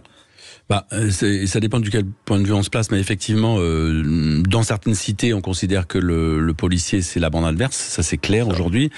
Et malheureusement, l'État, on voit souvent dans ces quartiers les plus difficiles des policiers sortis d'école qui sont extrêmement jeunes, qui sont à peine plus vieux que ceux qui sont en face. On n'en voit pas des gens formés, quoi. Bah voilà, c'est ça. C'est parce que c'est les postes, c'est pas forcément les postes les plus courus. Je veux dire, au bout de 10 ans, dans ces banlieues difficiles, vous avez envie d'en partir, vous avez envie de regagner votre région d'origine, donc vous partez et vous êtes remplacé par des très jeunes. Et donc vous avez beaucoup de très jeunes policiers dans ces services très exposés, qui n'ont pas forcément été formés et qui se retrouvent tout de suite tutoyés par la bande adverse, qui les considère effectivement comme une bande adverse. Et c'est extrêmement compliqué pour eux de ne pas rentrer dans ce jeu-là, parce que ils sont là pour représenter la République, ils sont pas là pour combattre au quotidien bande contre bande. C'est pas le but du jeu, mais ils sont attirés vers le bas par ceux d'en face. Donc il y a ce problème-là. Ensuite, effectivement, quand il y a des périodes où le maintien de l'ordre est très difficile, vous avez à chaque fois qui ressort les fameux black blocs, enfin des gens qui en gros font profession, n'existent que par la haine anti-flic, enfin qui sont structurés par la haine anti-flic. Cette haine, elle existe aussi, il faut y faire face. Vous avez à côté de ça, vous avez raison de le pointer, une certaine hiérarchie qui se désintéresse de ce qui se passe sur le terrain, qui connaît plus forcément ses hommes, qui va plus faire la revue de troupes, et qui est enfermé dans son bureau pour faire des statistiques et des camemberts pour satisfaire le préfet, qui doit satisfaire lui-même le ministre. Enfin, il y a une espèce de spirale infernale. Et finalement, en bas de l'échelle, ce qui me frappe le plus, moi, quand je discute, parce que je discute évidemment beaucoup avec les policiers, c'est plus une perte de sens. C'est finalement, c'est quoi le métier qu'on fait, comment on va le faire. C'est pas une question de moyens, mais surtout à quoi on sert. Et cette perte de sens, elle se traduit effectivement notamment par des démissions, elle se traduit par des suicides, 20, 30 par an, bon an, mal an. Et c'est là où et les loges franc-maçonnes et les syndicats, j'y reviens, sont utiles. C'est que ce sont les édredons, ce sont les endroits où on peut, les amortisseurs de cette perte de sens. C'est peut-être l'endroit où on peut se ressourcer, où on peut essayer de, parce que mettez-vous à leur place, hein. Je sais pas si vous tiendriez, mais moi non plus, dans un commissariat, aller tous les jours ramasser la lie de la société à la petite cuillère sans savoir qui va aller vider la poubelle. C'est un peu ça l'histoire. C'est compliqué. On va en parler juste après cette dernière petite pause, et puis on va essayer de tirer, non pas la morale, mais les enseignements de ce que ça dit sur la France. Et puis on prendra vos réactions au 0826 300 300 et vos questions sur le Facebook Live et sur YouTube. À tout de suite sur Sud Radio. France.fr, le premier site d'articles français et patriotes, présente Ici Sud Radio. Les Français parlent au français. Je n'aime pas la blanquette de veau. Je n'aime pas la blanquette de veau. Sud Radio Berkov dans tous ses états. Frédéric Ploquin, la police dans tous ses états, les réseaux secrets de la police, un livre très très très bien documenté, mais ce n'est pas par hasard, parlant de Frédéric Ploquin, il connaît la musique. Justement, il y a beaucoup de questions sur le Facebook Live, Esteban. Oui, on a une question de Marie-Josée, Frédéric, qui vous demande, dans une loge maçonnique, où va votre fidélité lorsque les serments de la franc-maçonnerie et de la République s'affrontent quand vous êtes policier? La première chose qu'on pourrait lui répondre, c'est que l'idée républicaine est née dans la franc-maçonnerie. Donc ça c'est une base, il faut le savoir. Je veux dire, la République française a été portée au début par la franc-maçonnerie. Donc ça, c'est la première chose. Donc à partir de là, quand vous rentrez en franc-maçonnerie, c'est pas quelque chose qui est contraire aux lois de la République. Au contraire, c'est même là où vous allez comprendre qu'est-ce que c'est que le métier de policier, etc. Cela dit, une fois que vous avez dit ça, au sein des loges, le problème que je soulevais tout à l'heure est bien réel, c'est qu'à un moment donné, vous avez un grand maître, vous avez un chef, c'est très hiérarchisé, et si celui qui est au-dessus de vous demande quelque chose, ou vous donne un ordre, ça va peut-être être à un moment difficile de répondre défavorablement à cette demande, qui peut se retrouver en contradiction avec une autre demande qui viendrait de votre hiérarchie policière. Donc effectivement, les conflits d'intérêts sont, à mon avis, légion, et seuls les plus solides y résistent. Oui, parce que ce qu'elle dit, je pense que notre auditrice, aussi par rapport à la République, c'est que quelquefois, effectivement, on apprend la République, mais quelquefois les intérêts de la République, de la collectivité, sont en contradiction avec certains. C'est ça le problème. C'est quand les intérêts particuliers prennent le pas sur l'intérêt collectif, et que vous allez répondre à une demande individuelle, au détriment peut-être de la loi, du secret, c'est surtout ça, du secret, je veux dire, parce que vous êtes tenu au secret quand vous êtes policier. Donc si vous oubliez ce secret, ça peut vous pousser à la faute. Je crois que nous avons un auditeur. Il y a une autre question peut-être plus personnelle sur Frédéric. Est-ce que vous avez infiltré une loge pour votre enquête? Alors on peut dire que j'infiltre la police depuis 40 ans. On peut dire que je connais des centaines et des centaines de policiers, que je peux vérifier mes informations, que j'ai effectivement approché pratiquement tous les patrons de la fraternelle de la police depuis 40 ans, et que pour faire ce livre, j'ai été reçu, effectivement. J'ai pas infiltré au sens où je me suis pas caché. D'ailleurs, je peux pas me cacher, ils me connaissent tous. Donc je peux pas infiltrer. Moi, je peux plus faire de l'infiltration. Je suis trop identifié par les policiers. Mais en revanche, je suis allé au contact, je suis allé dans ces loges pour comprendre comment ça fonctionnait. Et je suis surtout allé faire parler des formations. D'où l'intérêt du livre. On a Loïc qui nous appelle de Lourdes au 0826 300 300. Bonjour Loïc. Bonjour Loïc. Oui, bonjour André, bonjour votre invité. J'ai deux petites questions en fait. Allez-y, rapidement, Loïc, allez-y. Ouais, comme vous le dites, la franc-maçonnerie est très hiérarchisée, tout comme la police. Du coup, comment les policiers intègres peuvent-ils faire leur travail contre ces hiérarchies qui sont dessus les lois? Et on sait qu'il y a beaucoup de démissions et même de suicides dans la police. Elles se lient avec leur incapacité à enquêter librement, comme par exemple sur le trafic d'enfants. Alors, pour la première question, effectivement, la hiérarchie fait partie de la culture des policiers. Donc, ils ont aucun mal ils se retrouvent chez eux en franc-maçonnerie. Après, c'est à eux de jongler entre les deux hiérarchies. Et parfois, c'est compliqué, surtout quand elles se croisent. Moi, j'ai connu un brigadier chef qui était en fonction à la préfecture de police de Paris, figurez-vous. Il était totalement inamovible. C'était le secrétaire du directeur de la sécurité publique de tous les policiers en uniforme de Paris. Sauf que, il lui était supérieur en maçonnerie. Eh oui, et donc ça crée effectivement en permanence des difficultés. Après les difficultés d'enquête dont vous parlez, il faudrait qu'on rentre dans les détails, mais a priori, c'est à partir du moment où la justice commande une enquête, les policiers sont là pour obéir au juge. D'ailleurs, ils travaillent en enquête de police judiciaire sous les ordres d'un juge d'instruction. En tout cas, ce qui est intéressant encore une fois dans ce livre, c'est que ça donne un miroir de la française. C'est Jean Cocteau qui disait les miroirs qui réfléchissent. Et l'état de la police, est-ce que vous racontez effectivement les rapports de la police avec la politique, les rapports de la police en conflit d'intérêts. C'est en ça que c'est tout à fait passionnant. C'est-à-dire, vous n'avez pas fait un livre blanc et noir, vous avez fait un livre effectivement comme est la réalité. La réalité, elle est nuance, elle est complexe. Mais j'ai beaucoup de respect pour le métier de policier, donc effectivement, je fais ces enquêtes avec respect. Merci Frédéric Ploquin. Merci à vous de m'avoir invité et bon après-midi. Merci Frédéric Ploquin d'avoir été avec nous. On rappelle ce livre, Les réseaux secrets de la police, loge, influence et corruption. C'est aux éditions du Nouveau Monde. Demain, vous retrouverez Alexis Poulain entre midi et 13h. André, vous revenez demain pour la culture dans tous ses états. Vous recevez Laurent Firod, je crois, le réalisateur du film magnifique. Le Monde d'après. Tout de suite, vous avez rendez-vous avec Brigitte Lahaye. Bon après-midi sur Sud Radio. Sud Radio Berkov dans tous ses états, midi 14h. André Berkov. Avec terredefrance.fr, le premier site d'articles français et patriotes.